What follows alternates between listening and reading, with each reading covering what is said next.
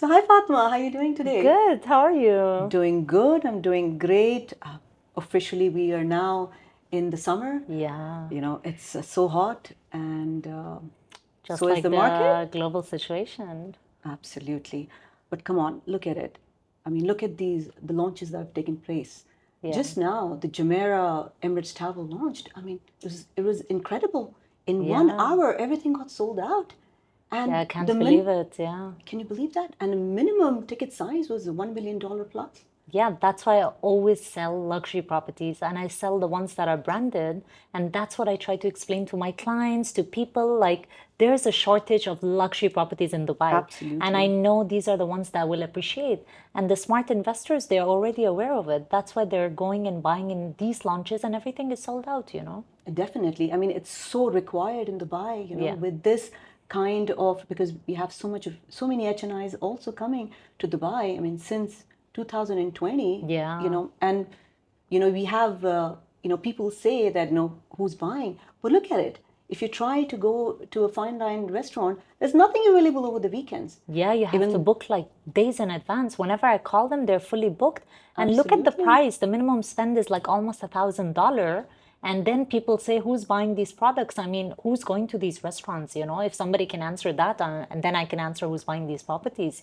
Absolutely, exactly. And even with the launches and with the products for the cars too, the luxury cars, there's Yeah. nothing There's available. a waiting list and all these, Luxury luxury. brands as Yeah, yeah, well, it's crazy. with the It's crazy. bags. But I think it's very positive because that just says that Dubai overall is selling, and the clients who are looking for the safety, the security, the capital appreciation. I mean, there's nothing like Dubai, to be honest. Which city in any country has grown in 50 years how Dubai has been? I mean, and even now, I mean, that's why we have the Museum of the Future. Yeah, There's yeah, so much coming up, and, even the real estate market, we still haven't reached its peak. There's yeah, still so much of potential, for the market to grow. yeah, And to definitely. and for our investors to make money. And I've been in real estate for such a long time.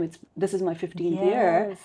And I remember, there used to be a lot of investors who wouldn't be like, oh, they would never find Dubai as home. Yeah. They used to always be like that, oh, you know what, if we want to invest, we'll invest back home. But now Dubai is no more a transit city. No, it's like home for Everyone, them. yes. So, I've converted so many tenants also Yeah. as first home buyers. That's So, amazing. I just had a tenant actually who just bought a property. He was renting the property for a while, and then he ended up buying within the same area a villa for over like 10 million. And it was so see, nice to see. He's been there you renting for go. so long, and now he decided to purchase a property within the same community.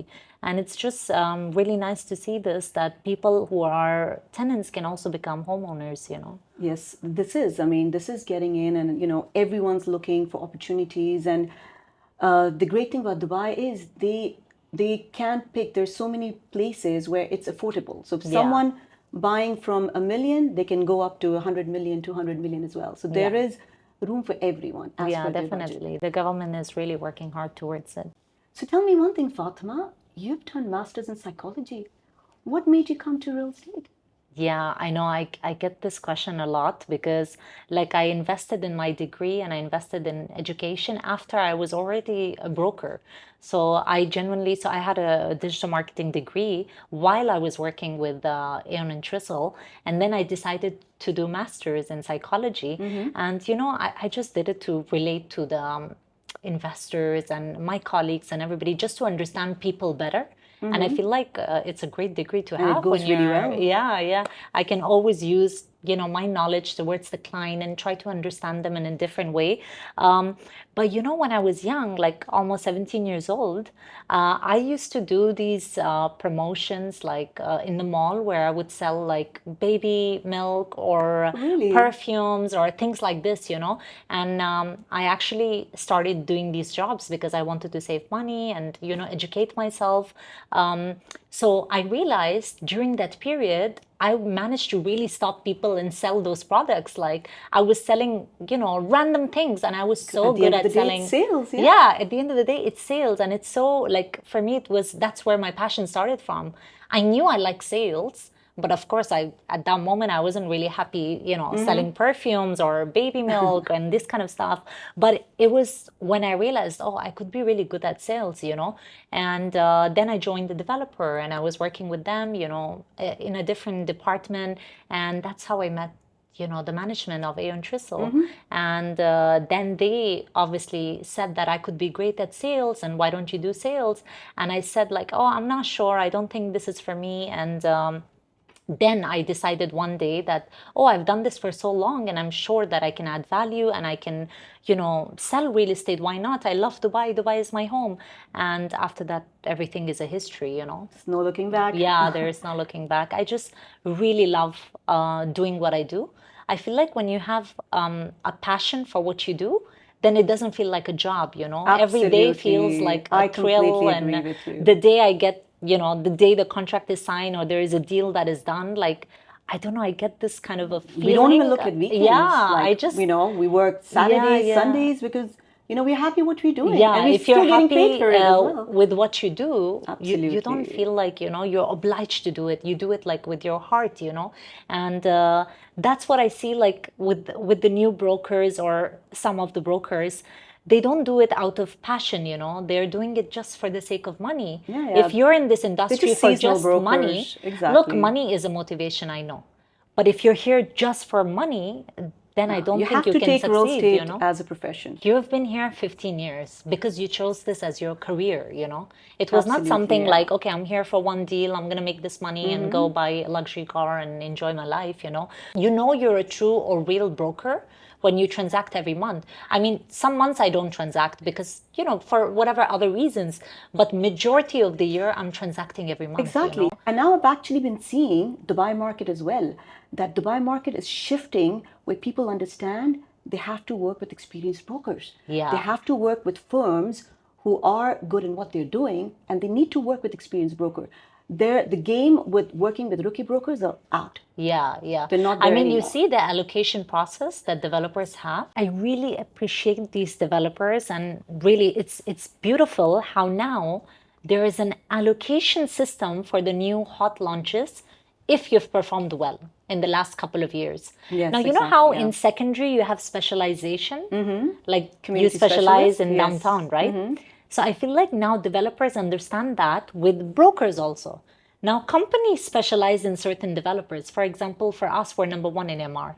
And Yes. this is not a secret that we get allocation, we get priority on launches before other brokers.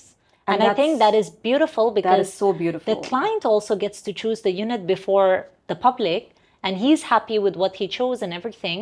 And I feel like that also makes the companies, the brokerage companies, understand you cannot have your, feet everywhere.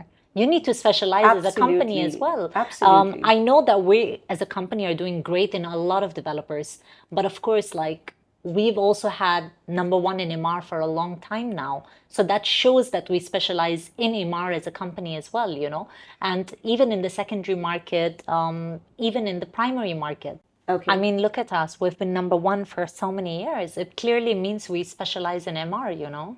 But not only specialization, there's so much of dedication, hard work, and customer service that we give to our client. Yeah, That's why for we sure. retain those clientele with us. Yeah. So, I mean, hats off to the management, to us, to all of Yeah, us, that, we keep up being consistent. Yeah. I mean, look, I'm very interested to ask you this thing. Like how, because you've been in the industry as a woman for so long, and how do you deal with like a difficult situation, Like for me, sometimes I feel like I'm talking to the client and his wife is there, and I feel like the client is very much convinced by my approach and everything. But somehow at the end, I just feel that, okay, somewhere there is something stopping him and he's not comfortable to deal with me. And how do you deal with that kind of a situation? Well, I would say that if you think it's the woman, if she's being, sometimes it happens, where Yeah, I didn't because want to you're say young, it, but it's literally the wife, I feel like because it's the you're wife. single, you're young, you're beautiful. So sometimes the women, they do get a bit insecure. Yeah, In this manner, I would say the best thing is be friends with the wife. yeah. Give more importance to the wife. Ask her, Take her Yeah. suggestions. Okay, let the man take the back seat, put her in the front. I'm telling you, she'll be the one going ahead with it. Yeah, I feel like I've learned over time it's literally the wife who's the decision maker. But obviously now, with my experience, I've learned how to, satisfy the wife and talk to her as well. But of course, some men are very dominating and they just want to be in control of the conversation. So end up just talking to them. But I think that's a great Yeah. hack, for a Even woman if to you're talking be, to them, you look at the wife. That makes a big difference. yeah. So, yeah, but tell me one thing. Like you, Gen Zs, I mean, you've been so amazing. There are some things, like even being in the field for so long, there's some things that I, learned from you as Yeah. well. Yeah. Like looking at it, I mean, of course, we always share experiences, we always share the issues we have, whatever. Yeah. But tell me, what is the go to thing that you do in your generation? Yeah, I feel like a lot of times the way the client, speaks to me, for example, if I feel like I don't like it, I'll very professionally address that, sir, I don't like your tone, or you need to be very respectful towards me. And immediately the client becomes very respectful. Like, I'm not scared to express that, I need to be respected. Just because I'm a broker doesn't mean the client can, talk to me the way they, some clients, they can be very rude to you. So I really put them in their place. And I feel like that's mostly from my generation. We were always taught to communicate our needs and be very straightforward with the client. And I feel like respect is both Of course, ways, it is both ways. I completely agree with you. So Yasmine, where are we sitting? Well, you're in my community, Yes. downtown. Let me tour you around. I know how much you love service apartments. It's my dream. Let's go. Let's go.